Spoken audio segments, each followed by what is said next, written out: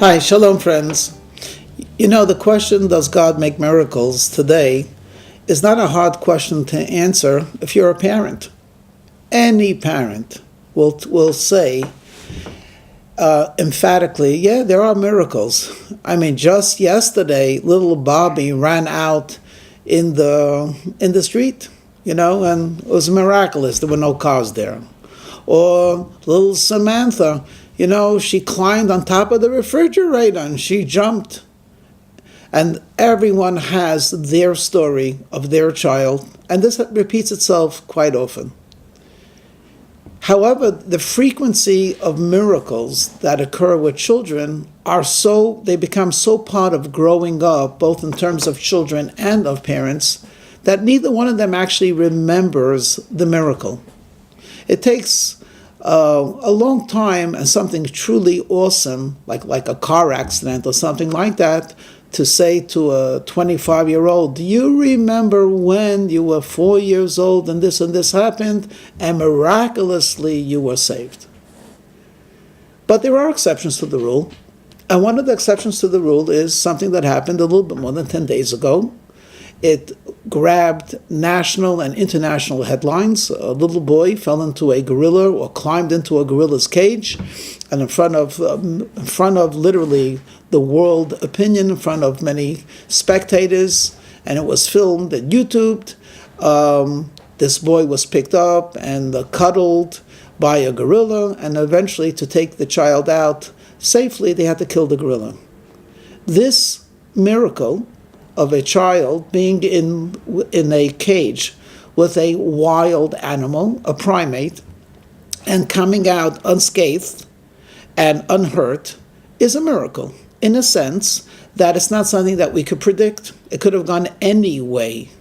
Not to say that he was a wicked gorilla, just merely to point out that primates act like primates. And when they're not sure about something, they investigate. And he could have easily had crushed the child. Maybe not maliciously, but the result would have been the same. The fact that a child walked out safely is a miracle. And he won't forget this miracle because it's in the newspapers and it's in the YouTubes and it's in the Facebook. And he will always be reminded that hundreds of thousands of people were not only involved in the spectator sport of observance, but took really strong personal opinions. And many of them were truly distressed that a magnificent creature had to be killed. There is very little doubt that the child had to be saved. No one's doubting that. And in fact, in retrospect, most people agree that the zoo did not have many options, so they had to kill. But there's a big sense of loss by many. Like, what a shame, how terrible it is. So now this boy growing up, yeah, he'll remember the miracle. But if someone challenges him at the age of 30, friend, they killed a member of the endangered species because of you. A zoo, I don't know this to be for sure, but lost $250,000 because of you. Hundreds, if not thousands of people were distressed because of you. So tell me something, were you worth it? And that's a really interesting question. Was it worth killing the gorilla to produce a misfit or someone, God forbid, who might be something and someone who will not contribute to society? You see, when we take a look at the biblical account, something very surprising almost leaps out of the pages. God created the sun and the moon before man. He created the fish, the birds before man. He created dry land. He also created even insects, even mosquitoes, even slimy, crawling creatures in the mud. All of them preceded the creation of man. And the question is why? So one rabbi points out, well, if you're going to have a very important guest, everything should be prepared for him.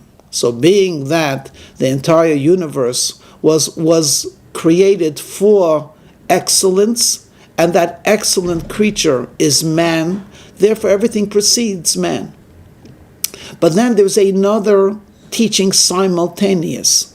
What happens if man acts unworthy? What happens if a man acts not like a human, but worse than an animal? Worse than the laws of nature. He acts cruel. He's filled with avarice, greed. So we say to the person, you might walk on 2 feet, but you know something? You're an afterthought. Even a mosquito preceded you. Even a baboon, an ape preceded you. Even a banana preceded you. What makes you so special? Because you could talk and walk, they're much more beautiful and pure. So here we have it. It's almost like a scale. Man could be on one side of the scale, where every aspect of creation is participating in his greatness, as if to say, when man acts human/godly, he not only does he make his existence worthwhile, but he brings meaning into all existence. That means all of the animals and all of the insects and all of creation itself exalts with man as man serves God. But he also has that capacity to make the creation weep. Where they say, what a beautiful world. Why did you come and ruin it? Why did you come and dirty it? You're less than. So, in a certain way, this child is to be admired, because not only will he never forget the miracle, but he'll always be inspired to make that sacrifice, i.e., the killing of a gorilla, on his behalf, for his behalf, to make that actually a meaningful sacrifice, one that actually has brought blessing to the world. You know, we are Jewish people, we have a Torah. The Torah changes us, it ennobles us, it makes us majestic. Let's prove our worth and absorb the message. Shalom.